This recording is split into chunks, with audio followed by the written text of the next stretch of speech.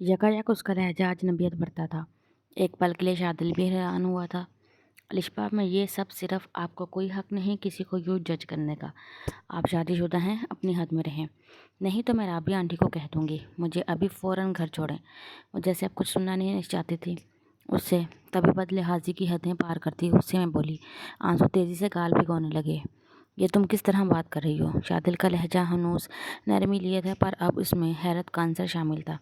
आप लोगों से इसी लहजे में बात करनी चाहिए। अब बराए मेहरबानी मुझे घर छोड़ दें, नहीं तो खुद चली जाऊंगी। अब के शीशे से बाहर देखती हुई बिगड़े लहजे में बोली। उसका लहजा हद दर्जा बुरा था। शादिल तासुफ से उस पर एक नज़र डाले कार स्टार्ट किया। इस कम अकल लड़की को समझाना इतना आसान ना था जितना वो समझ बैठा था। कल रात के बाद तहरीम सुबह भी उसके ऑफिस जाने के बाद उठी थी, और जब वो शाम को घर आया तब भी सामने जाने से गुरेजा थी। फितरी शर्म थी जो उसे बासित का सामना करने से रोक रही थी। उसकी हरकतों को खामोशी से नोट करता वो बेपरवाह बना था। दूसरी जानी बासित की ये बेरुखी खुलती भी बहुत ही तहरीम को, पर इन्हीं सब के बावजूद उसे बासित पर शक होने लगा था। कल भी वो किसी लड़की से कॉल पर बात कर रहा था, और अभी जब नहाने के लिए वॉशरूम का रुख किया तब भी किसी का फ़ोन आया था। तहरीम कमरे के अंदर झांक कर बगौर उसे फ़ोन पर बात करते देखने लगी। कैसा मीठा लहजा था उसका। पता नहीं कौन जुड़ैल है। कुरेश कर उंगलियां मरोड़ती और बुड़बड़ाई। तभी फ़ोन रखकर बासित वॉशरूम का रुख किया था। उसके वॉशरूम में जाने के बाद तहरीम को सोचकर आहिस्तगी से रूम में दाखिल हुई। फिर एक नज़र वॉशरूम के बंद दरवाजे पर डाले बासित का फ़ोन उठाई। पिन कोड लगा था और जल्दी से तरह तरह के तुक्के लगाती लॉक खोलने की कोशिश करने लगी, पर हर कोड नाकाम होने पर अभी उसने फ़ोन रखने का सोचा ही था जब पीछे से आकर किसी ने उसके हाथ से फ़ोन लिया था। मुकाबिल का अंदाज बता गया था कि वही था। तहरीम घबराई थी बुरी तरह। अपनी सलामती की दुआ करती वो आहिस्ता से पलटी। सामने बासी संजीदा तासुरात समेत उसे ही देख रहा था। वो मेरे मोबाइल में पैकेज नहीं था और अम्मी से बात करनी थी। तुम्हारे फ़ोन का कोड क्या है? उसे बिना शर्ट के देख घबराहट का शिकार वो जो मुंह में आया बोलते गई, पर बासित को हनूस खामोश देख ज़बरदस्ती मुस्कुराते भागने की करने लगी। चंद कदम गेट की तरफ बढ़ाए ही थे कि ऐन वक्त पर बासित ने उसकी कलाई थमी। वो ड्रेसिंग के आईने पर देख ही चुका था उसे कमरे में झांकते, तभी अंदर जाकर कुछ ही देर में यूं वापस आ गया। झटके से उसका रुख आईने की तरफ मोड़कर वो अपना बरहना कुशादा सीना उसके पुश से लगा गया था। अभी वो कुछ समझती इससे पहले ही बासित ने तहरीम की कलाई जो कि उसी की नाजुक कमर पर लगाई थी मरोड़ दी। वह सिसक के रह गई। अपना नाजुक हाथ उसे टूटता हुआ महसूस हुआ था। लाइट ब्राउन आंखों में तेज़ी से नमकीन पानी जमा हुआ। आजकल मेरे मामलात में कुछ ज़्यादा ही मुदाखलत नहीं करने लगी तुम? पहले तो बिल्कुल बेपरवाह रहती थी, और ये होता क्या जा रहा है तुम्हें? गंभीर लहजे में बोलकर उसने तहरीम की थोड़ी पकड़कर उसका चेहरा ऊपर किया। आईने में मुकाबिल का वजीहा चेहरा देख वो वापस पलकों की बाट झुका गई। पहले मेरी हर बात का आगे से हाजिर जवाब और तंज के निश्चय चलाती थी, और अब मेरे हर तंज को खामोशी से सुनते रहती हो। एक मिनट रुको। कहीं तुम्हें मुझसे दिलकशी से मुस्कुराता हुआ गहरी नज़रों से उसके तमतमाते चेहरे को देखने लगा था। लहजे में तंज व तमस्खुर का अंसर वाज़ह था। दूसरी जानिब वो जो उसकी कैद में किसी बेबस पंछी की तरह सिकुड़ी हुई थी, क्या बोलती उसे कि उसकी बेरुखी की ही तो अनायत है ये सब। दूसरी लड़कियों को शोहर की मोहब्बत और कियास से उनसे मोहब्बत होती है, पर यहाँ उसके साथ साथ क्या हुआ था? उसे तो शोहर की बेरुखी पर उससे मोहब्बत हो चुकी थी, और बस। तहरीम मुर्तज़ा अचानक सुन सी होकर रह गई अपनी सोच पर। क्या वो वाकई बासी ज़ुबैर पर अपना दिल हार बैठी थी? इन सोचों में दो मोती पलकों पर आ टिके थे। तभी बासित अपना एक मजबूत हाथ उसके गुदास बाजू पर फेरता कंधे तक लाया था। फिर आस्तिकी से उसके रेशमी कंधे से थोड़ा नीचे तक आते बाल हटाए। नरमी से उसके गर्दन पर वो अपना लम्स छोड़ने लगा। दूसरी तरफ वो लड़की जो खुद को बहुत बोल्ड समझती थी, अब उसकी हालत किसी छुई मुई की तरह थी। पलकर पर अटके आंसू टूट कर गाल पर फिसले। मुकाबले की बेबाक जिसारतों पर सख्ती से आंखें मीच कर वो इसका दहकता लम्स अपनी सिर खोती गर्दन पर महसूस कर रही थी। नहीं करो। हिकलाते बोलने की कोशिश के तयन करती उसकी आवाज़ अचानक बंद हुई। बासित के मजबूत बाजुओं की सख्त गिरफ्त यकदम अपनी कमर के गिर्द महसूस करके साफ इशारा था कि वो अभी मुदाखलत नहीं चाहता। अपने कमर के गिर्द हाय उसके बाजू पर तहरीम ने अपना हाथ रखा। उसे लगा कि थोड़ी देर और भी वो यूं बेबाक जिसारतें करता गया तो वो बेहोश हो जाएगी। तभी अचानक उसका रुख अपनी तरफ मोड़े बासित ने गौर उसके चेहरे को देखा, गर्दन की तरह। अब चेहरा भी सुर्ख पड़ने लगा था। इतना घबरा क्यों रही हो? आखिर यही चाहती थी ना तुम भी? उसके बालों की वारा लटों की उंगली के गिर्द लपेटता वो आहिस्तगी से गोया हुआ। तहरीम सर झुकाए लब काटने लगी। मुझे देखो। सरगोशी नुमा भारी आवाज़ थी कि तहरीम निगाह उठाने पर मजबूर होगी। وہ صحیح کے خوبصورت چہرے میں الجھا ہوا تھا۔ لبوں پر سجی گلابی لپسٹک اسے اپنی طرف متوجہ کرنے لگی۔ ایک ہاتھ سے اس کا چہرہ تھامے انگوٹھے سے ان لبوں کو مسل کر وہ جھکا تھا ان پر، اور تحریم آہستگی سے آنکھیں مون کی۔ چہرہ جھلسنے لگا تھا مگر وہ بنا کسی مزاحمت کے آنکھیں بند کیے کھڑی رہی۔ کمرے کی میں نے خیز خاموشی گیٹ بجنے پر ٹوٹی۔ باسط آہستگی سے اس کی جان بخشی کرتا ہٹا تھا۔ تحریم کی گھنیری پلکیں اٹھنے سے انکاری ہوئی۔ شرم کی وجہ سے حیا کے بکھرے رنگ اس کے چہرے پر باسط زبیر کو پہلی مرتبہ بھائے تھے۔ اس بار گیٹ زور سے بجایا گیا کہ دونوں اپنے شہر سے نکلے۔ تحریم جلدی سے آگے بڑھتی، ڈریسنگ سے ٹیشو اٹھائی اور لبوں پر خراب ہوئی لپسٹک مٹاتی گیٹ کھولنے لگی۔ بیٹا، آپ کا فون جب سے بجے جا رہا ہے، فرزانہ بیگم نے تحریم کا موبائل آگے کرتے کہا، جس پر اس بات میں سر ہلاتی فون لی تھی۔ فرزانہ بیگم کے ساتھ اس کا بہتر رویہ دیکھ باسط واش روم کا رخ کر گیا۔ ادھر فرزانہ بیگم مسکرائی تھی، تحریم کا لال چہرہ دیکھ۔ رات شادل گھر پر پریشان سا داخل ہوا۔ پریشانی کا سبب صاف تھا، وہ گم گو کی کیفیت میں مبتلا تھا۔ شانزے کو الشبا کے بارے میں بتانا چاہ رہا تھا، پر الشبا کی درخواست یاد آئی تو چپ رہنے کا سوچا۔ پر جہاں تک شادل کو اندازہ تھا کہ وہ کم عقل لڑکی اپنی زندگی برباد کرنے کے در پہ تھی، کئی سوچوں کی زد میں وہ اپنے روم کی طرف جا رہا تھا، پر اچانک رکا۔ سامنے شانزے کھڑی تھی، جس کے تاثرات بالکل سپاٹ تھے۔ کیا ہوا؟ وہ کچھ پوچھ ہی رہا تھا جب نظر شانزے کے گال پر پڑی۔ انگلیوں کے واضح نشانات دیکھ شادل ششدر رہ گیا۔ شانزے، یہ کیسے ہوا؟ حیرت کا شکار وہ اس سے دریافت کرنے لگا۔ میں آپ کی عزت کرتی ہوں شادل، اس ہی عزت کا لحاظ کرتے میں خاموش ہوں، پر ہو سکے تو اپنی بیوی کو سمجھا لے کہ میں ان کی لائی کوئی غلام نہیں جس پر وہ جب چاہے ہاتھ اٹھا دے۔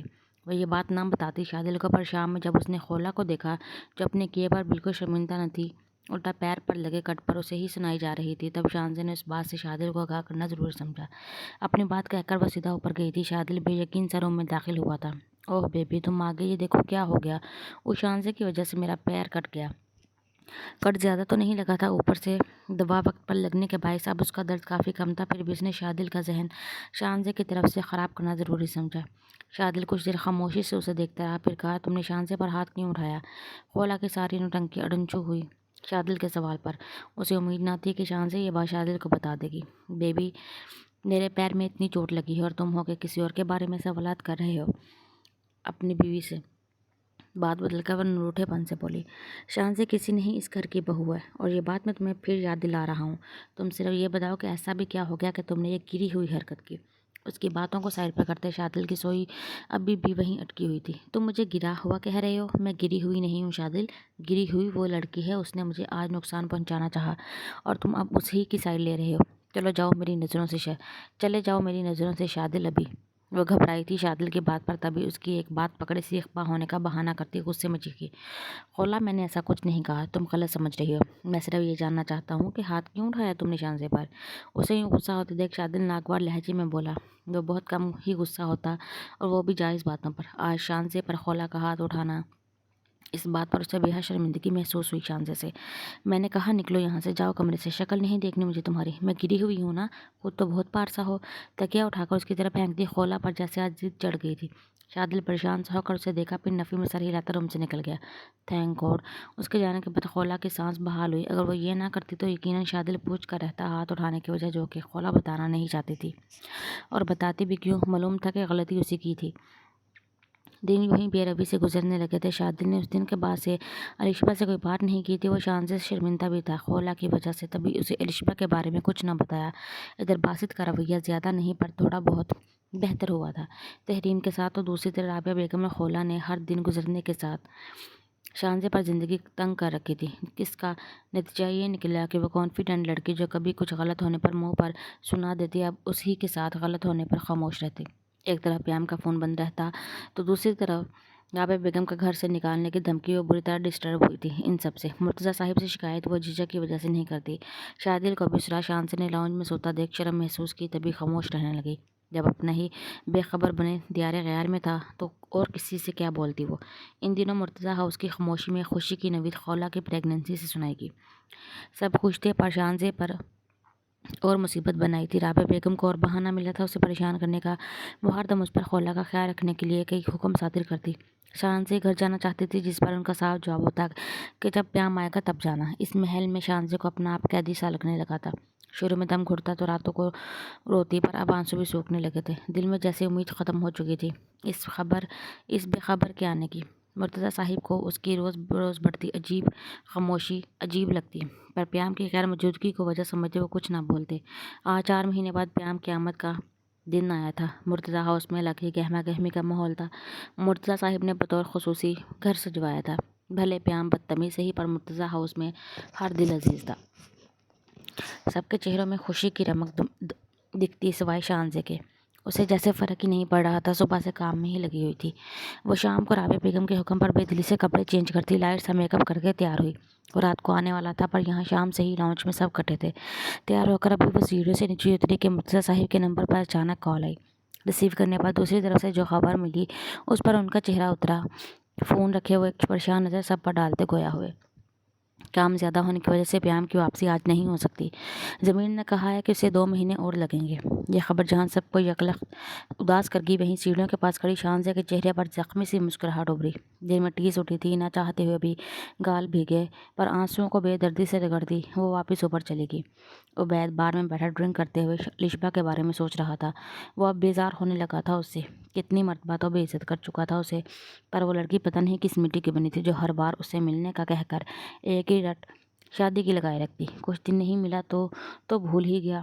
مانوس آواز پر عبید چونک کر گردن گھمایا تھا۔ اس کے دیکھنے پر یاور ہنستے ہوئے برابر میں بیٹھا۔ جس دن پیام سے پیٹا تھا اسی دن سے کبھی پیام کے سامنے نہ آیا، اور یہی پیام بھی چاہتا۔ عبید نے یہ بات پیام سے چھپائی ہوئی تھی کہ اس کی اب بھی یاور سے اکثر ملاقات ہوتے رہتی ہے۔ تو کس سوچ میں گم ہے؟ معمول سے ہٹ کر آج عبید کو خاموش دیکھ وہ پوچھ بیٹھا، ساتھ ہی ڈرنک آرڈر کی۔ بس یار، لشبہ سے تنگ ہوں، دماغ خراب کر کے رکھا ہے۔ عجیب قسم کی لڑکی ہے، اتنی انسلٹ کے باوجود ایک ہی رٹ ہے کہ شادی۔ گاڈ! کوفت بھرے لہجے میں کہہ کر وہ سپ لیا تھا۔ عبید کا توسع یاور اس بات سے پہلے ہی باخبر تھا۔ ساتھ یہ بھی معلوم تھا کہ لشبہ کوئی اور نہیں بلکہ اسی شانزے کی بہن ہے جس سے بدتمیزی کی بدولت پیام اس کا دوست اپنی دوستی بھلائی یاور پر ہاتھ اٹھایا تھا، اور اب وہ لڑکی پیام کی بیوی کے درجے پر فائز تھی۔ تو کر لینا شادی، اس سے کیا برائی ہے؟ یاور پرسکون سا ہو کر بولا، جس پر عبید حیران ہوا۔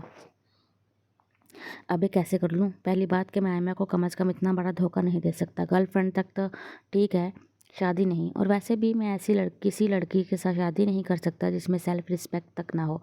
نفرت سے ہنکارا بھرتا وہ بڑی آسانی سے اس کی محبت کو سیلف رسپیکٹ سے تولا تھا، جبکہ یاور کے ذہن میں کچھ اور ہی چلنے لگا، جس کی وجہ سے اس کے لبوں پر خباثت بھری مسکراہٹ ابھری۔ ایک بات مانے گا میری؟ کچھ سوچتے وہ بولا۔ بول عبید میرے بھائی، تو کر لے اس سے نکاح۔ یاور کی بات پر عبید کا غصہ آنے لگا۔ اپنا منہ بند کر لے، جب کہہ رہا ہوں کہ نہیں کروں گا شادی تو پھر کیا مسئلہ ہے تیرے ساتھ؟ بجائے پریشانی ختم کرنے کے اور بڑھا رہا ہے۔ وہ چڑ کر بولتے اٹھا، رخ باہر کی طرف تھا، پر تبھی یاور کی بات پر اس کے چلتے قدم رکے۔ شادی کرنے کا کون کہہ رہا ہے میرے دوست؟ عبید پلٹ کر ناسمجھی میں دیکھنے لگا اسے۔ آخر کیا کہنا چاہ رہا تھا وہ؟ اس کے یوں دیکھنے پر یاور کے امین کی ہنسی ہنستے کھڑا ہوا۔ اب اگر وہ تجھے کال کرے یا ملنے کا بلا کر یہ ضد کرتی ہے تو اسے پوچھنا کہ کیا وہ تیرے لیے گھر سے بھاگ سکتی ہے۔ اس کے پاس آ کر یاور عبید کے کندھے پر بازو رکھتا کہنے لگا۔ ابھی وہ کچھ بولتا کہ یاور اور بولا، اگر وہ نہیں مانتی تو ٹھیک ہے، لیکن اگر وہ مان گئی تو اس سے صرف نکاح کر لینا، پھر باقی کا کام مجھ پر چھوڑ دیو۔ بات ختم کر کے وہ خباثت سے ہنسنے لگا۔ عبید جو اب تک ناسمجھی میں سے دیکھ رہا تھا، یاور کی بات سمجھ آنے پر اس کا ہاتھ جھٹکتا پیچھے ہوا۔ انسان بن جا کمینے، پیام بخشے گا نہیں ہمیں۔ جان لے لے گا وہ۔ نہیں، میں ایسا نہیں کر سکتا۔ پیام کی اس رات دی گئی دھمکی سے وہ پہلے ہی ڈرا ہوا تھا، اچھے سے جانتا تھا اس کا غصہ۔ ابے یار، پیام کو کون بتائے گا اس بارے میں؟ اور ویسے بھی تجھے صرف اس تسلی کے لیے نکاح کرنا ہے، اور نکاح کے فوراً بعد تو اسے میری فلیٹ پر کسی بہانے سے چھوڑ کر چلے جانا، باقی میں سنبھال لوں گا۔ یقین کر وہ لڑکی کہاں گئی کسی کو خبر تک نہیں ہوگی۔ عبید کو دھیمے لہجے میں ساری بات سمجھا کر وہ آخری میں ایک آنکھ دباتا ہنسا تو عبید سوچ میں پڑ گیا۔ سوچ لے عبید، تیری جان بھی چھوٹ جائے گی اس تتلی سے۔ اسے نیم رضامند دیکھ یاور نے ایک مرتبہ اور پتا پھینکا۔ میں سوچ کر بتاؤں گا تجھے۔ عبید کی اس بات پر یاور کندھے جھکا کر حامی بھر لیا۔ جانتا تھا کہ اس کا جواب ہاں میں ہی ہوگا۔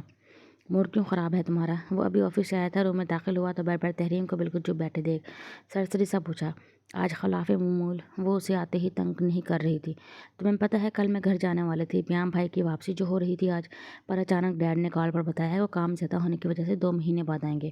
منہ بنا کر اسے بچہ بتاتی کچھ ایسی لگی کہ باسط بھی ساختہ مسکرایا تھا۔ تو کیا ہوا؟ 2 ہی مہینے ہیں، گزر جائیں گے۔ اس کی بات پر لاپرواہی ظاہر کرتا وہ رسٹ واچ اتارتا، والیٹ اور کیز سمیت ڈریسنگ پر رکھا۔ तुम कितने बेहिस हो। पूरे 4 माह हो गए उन्हें गए। मुझे इतनी मायूसी हो रही है, पता नहीं शान से भाभी का क्या हाल हो रहा होगा। और अब तो 2 महीने और बढ़ गए। उसे सुनाते हुए अब अपने आप बुड़बड़ाई। बासित को उसका शानजे के लिए फ़िक्रमंद होना अच्छा लगा। कहाँ वो मगरूर लड़की जो पहले किसी की ना सुनती, सिर्फ अपनी फ़िक्र करती, और अब उसके ये अंदाज़ बासित शुक्र अदा करता उसके बदलते रवैयों पर। अच्छा अब इतना उदास मत हो, ऐसा करो खाना निकालो, मैं फ्रेश होकर आता हूँ। तहरीम उसके बोलने पर उठी थी फ़ौरन। अरे मैं तो भूल ही गई, अभी निकालती हूँ। जल्दी से बोलकर वो रूम से निकली। कुछ देर बाद बासित फ्रेश सा होकर डाइनिंग टेबल पर आया। वहाँ सिर्फ फरजाना बेगम थी जो उसे देखकर मुस्कुरा रही थी। बासित ने सवालिया अंदाज में आईब्रो उठाई। आज खाना तहरीम ने बनाया है, तुम्हें पता है? मैं किचन में गई तो खुद ही आई थी, कहने लगी कि आप बताएं, मैं पकाऊंगी। खुदा का शुक्र है बच्ची अब ढलने लगी है इस घर के तौर तरीकों में, उसे खुशी से बताती वो अब शुक्र अदा कर रही थी। बासित के लब आहिस्तगी से मुस्कुराए थे, तभी किचन से सालन का प्याला लेती वो बाहर आई। बासित ने एक भरपूर नज़र उस पर डाली। बासित के डौगने पर वो अब शलवार कमीज पहनने लगी थी। अभी भी इसने लाइट पर्पल कलर की कमीज शलवार दुपट्टा ठीक से ओढ़ने की अपनी सी कोशिश की हुई थी। मैसी से जोड़े में चेहरे पर झूलती आवारा लटे रोज़ की तरह हल्के से मेकअप में वो बासी ज़ुबैर को अपने दिल में उतरती महसूस हुई। तहरीम के हाथ का खाना उसे ज़्यादा अच्छा न लगा, पर उसका दिल रखने की खातिर वो तारीफ़ कर दिया था। आखिर को वो लड़की खुद को बदलने के लिए इतनी मेहनत कर रही थी तो इतना तो कर ही सकता था उसके लिए। फरजाना बेगम ने भी खाने की बहुत तारीफ़ की। तहरीम जो पहला नवाला खा कर ही बदमज़ा हुई थी, इन दोनों की तारीफ़ पर खिल उठी। खाना काफ़ी खुशगवार माहौल में खाया गया। फरजाना बेगम के साथ बर्तन धोकर वह कमरे में आई तो बासी जो ड्रेसिंग रूम से रफ्सी ट्राउज़र और टी शर्ट में निकला था उसकी तरफ बढ़ा। तहरीम को झटका लगा जब वो आहिस्तगी से उसे पीछे से हिसार में लिया था। उस दिन के बाद से वो अब खुद पेशकदमी किया था उसकी जानिब। थोड़ी ही देर बाद बासित की आवाज़ उभरी, सॉरी। वो हैरान हुई इसकी बिला वजह माफ़ी मांगने पर। अभी तहरीम कुछ बोलती पूछती कि वो फिर बोला, और थैंक्स। आपके तहरीम को जुम्बा हुआ, ऐसा भी क्या कर दिया था उसने जो मुकाबले आज इतना मेहरबान हो रहा था उस पर क्यों? आखिर वो पूछी बैठी, जिस पर बासित मुस्कुराया, साथ ही अपनी थोड़ी तहरीम के कंधे पर रखता आंखें मूंद कर गोया हुआ, सॉरी इसलिए कि मैं अनजाने में और कभी जानकर बहुत हर्ट कर देता हूँ तुम्हें। अपनी बात बोलकर उसके कंधे पर बोसा दिया था। तहरीम दांतों में लब दबा गई। और शुक्रिया। कुछ देर तक बासित के खामोश रहने पर उसने हल्की आवाज़ में पूछा। वो जो उसे हिसार में लिया आज बहुत मसरूर था। तहरीम की आवाज़ पर अपनी आंखें खोली। शुक्रिया, बस यूं ही, एक बार फिर कहता हुआ वापस आंख मूंद लिया था। एक बात पूछूं? अपने गिर्द हायल उसके हाथ पर अपना हाथ रखते हुए पूछिए। तुम्हें मैं कैसी लड़की लगती हूँ? उसके सवाल पर बासित ने आंखें वाह करते एक नज़र देखा, फिर कहा, ये क्यों पूछ रही हो? उल्टा उसे ही से इस्तफसार किया था। तुम जो मुझे अक्सर कहते थे कैसी लड़की या तुम जैसी लड़की, मुझे ये अल्फाज हमेशा उलझा देते। मतलब मुझ जैसी कैसी, बताओ ना, कैसी लड़की हूँ मैं? बासित को उसका ये मासूम माना सवाल हंसने पर मजबूर कर गया। चेहरे पर उमड़ती हंसी दबाई उसने कहा, थोड़ी सी बिगड़ी हुई, बदतमीज़, बेलिहाज, पागल सी, लेकिन अच्छी भी लगती हो। मज़े से बोलकर उसने तहरीम के गिर्द गिरफ्त और मजबूत की। वो जो किसी अच्छी बात की तवक्का किए थे अपने लिए मुकाबिल के मुँह से ये अलकाबात सुनते तभी गई। तुम छोड़ो मुझे, बदतमीज़ मैं नहीं तुम हो। उसे में उसका हाथ झटकते हुए बोलकर पैर पटकती बेड पर गई थी।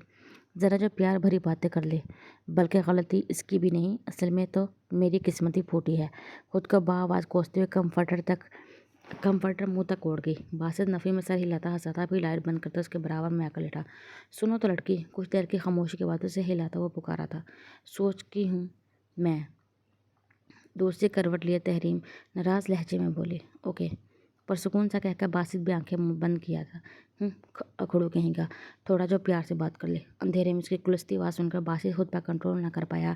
उसका कहा बेसाख्ता था, जबकि तहरीम गर्दन घुमाकर उसे यूं घूर रही थी जैसे अभी कुछ उठाकर मार देगी, पर हिम्मत नहीं थी।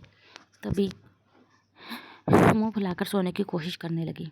रात को शादिल के किसी दोस्त का एक्सीडेंट हो गया था, जिसकी वजह से अब तक वो घर नहीं आया था। शान से जो अपने रूम में बेड पर आंखें मूंदे लेटी थी, कुछ खटकने पर चौंकी। आंखें माँ करके उठी। आवाज़ खिड़की की तरफ से आ रही थी। अब उसका इरादा वहाँ जाकर चेक करने का था, लेकिन अचानक राबिया बेगम की पुकार पर वो खड़ी होती रूम से बाहर जाने लगी। वाफी ए, वो जो खिड़की पर चढ़कर आहिस्ता आवाज़ में से पुकारने लगा था, शानजे के बाहर निकलने पर अंदर कूदा। शायद वो उसकी सरगोशी में पुकार को सुन नहीं पाई थी। हाँ मेरी जंगली बिल्ली। एक नज़र वो रूम में डालता खोया हुआ सब कुछ वैसा ही था जैसा वो 4 महीने पहले छोड़ कर गया था। मुर्तज़ा साहिब को उसने झूठी खबर इसलिए दिलवाई थी क्योंकि सबसे पहले वो शानजे से मिलकर उसे सरप्राइज़ करना चाहता था। 4 महीने किस बेचैनी से उसने गुजारे वही जानता था। शानजे से बात इसी वजह से ना करता था ताकि जब 4 महीने बाद वापस जाए तो उसका रिएक्शन देखे। क्या वो भी इसकी तरह बेचैन होती? क्या वो भी उसकी दूरी पर उसे मिस करती? अलबत्ता मुर्तज़ा साहिब से कॉल पर हमेशा वो उसके बारे में पूछता। اور گھر کی باتوں سے بے خبر مرتضیٰ صاحب یہی کہتے کہ وہ ٹھیک ہے۔ کافی دیر بعد جب شان سے نہیں لوٹی تب پیام خود ہی روم سے نکلا۔ باہر کوئی نہیں تھا۔ سیڑھیاں عبور کرتے وہ نیچے آیا تبھی کچھ ٹوٹنے کی آواز پر چونکا۔ نظر شادل کے کمرے پر گئی جہاں سے اب خولا کے چیخنے کی بھی آواز آ رہی تھی۔ تشویش میں مبتلا اس کے قدم وہاں اٹھے تھے۔ شان سے رابعہ بیگم کے کہنے پر خولا کے روم میں آئی تھی۔ اس کے سر میں درد تھا۔ ان سب کی اسے عادت ہونے لگی تھی۔ ابھی بھی وہ کھڑی خولا کا سر دبا رہی تھی پر تبھی تھوڑا پیچھے ہونے پر اچانک کچھ گرنے کی آواز پر چونک کر پلٹی۔ سائڈ ٹیبل پر لیمپ کے برابر میں رکھا وہ خولا کا فیورٹ شو پیس تھا جو اس کی ماں نے بطور تحفہ اسے دیا تھا۔ اب اس شو پیس کو نیچے گر کر چکنا چور ہوتے دیکھ خولا جھٹکے سے سیدھی ہوئی۔ یہ کیا کر دیا تم نے؟ آنکھیں پھاڑے نیچے دیکھ وہ بلند آواز میں بولی۔ سوری، وہ غلطی سے پتہ نہیں کیسے۔ شان سے حیران و پریشان ہوئی تھی اس سے اپولوجائز کرتی وہ بھی ایک نظر نیچے ڈالے خولا کو دیکھی۔ تم جانتی ہوئی ہو اس کی کیا قیمت تھی؟ خولا چیختے ہوئے بولی، ساتھ ہی ساتھ ہاتھ اٹھا تھا اس کا۔ کیا ہو رہا ہے ادھر؟ بھاری کرخت آواز پر ہی خولا کا ہاتھ ہوا میں معلق رہ گیا جبکہ سانس ایسے اٹکی تھی مقابل کون تھا اس کی سخت آواز سے پتہ دلا دیا تھا۔ اپنی سوچ کی نفی کرتے ہوئے گھبراتے ہوئے گیٹ کی طرف دیکھی اور عین اس کی سوچ کے مطابق سامنے وہ ہی کھڑا تھا۔ پر وہ یہاں کیسے؟ یہ خولا کی سمجھ سے بالا تر تھا۔ شانزے کی نگاہ اس طرف اٹھی۔ بلیک پینٹ ٹی شرٹ پر بلیک ہی جیکٹ پہنے، کالے بال ماتھے پر بکھیرے سمیت تیکھے نقوش۔ وہ پہلے سے زیادہ وجیہہ لگ رہا تھا۔ پیشانی پر لاتعداد شکنیں لیے وہ بھیجے جبڑوں کے ساتھ خولا کو گھو رہا تھا۔ اس کی سرخ آنکھوں میں نہ جانے کیسا تاثر تھا کہ خولا کا رنگ پل میں فاقہ ہوا۔ دوسری جانب شانزے کا چہرہ ہنوز سپار تھا جیسے کوئی فرق ہی نہ پڑا ہو اسے۔ سامنے پیام مرتضیٰ کو دیکھ کر مضبوط قدم اٹھاتا وہ ان دونوں کے پاس آیا تھا۔ کیا کرنے لگی تھی؟ وہ غور آیا تھا۔ خولا جلدی سے ہاتھ نیچے کرتی 2 قدم پیچھے ہٹی۔ اس کی پیشانی پر بڑی ڈگیں انتر کے اشتعال کا پتہ دے رہی تھی۔ کچھ پوچھ رہا ہوں میں۔ اس کی دہاڑ پر خولا بری طرح گھبرائی جبکہ رابعہ بیگم اور مرتضیٰ صاحب روم سے نکلے۔ آواز کی سمت بڑھے تھے جو کہ شادل کے کمرے سے آ رہی تھی۔ ارے پیام تم؟ کمرے میں آتے ان کی نظر جیسے ہی پیام پر پڑی وہ خوشگوار حیرت سے بولی پر تب بھی حالات کا جائزہ لیتی حیرت سے پوچھنے لگی۔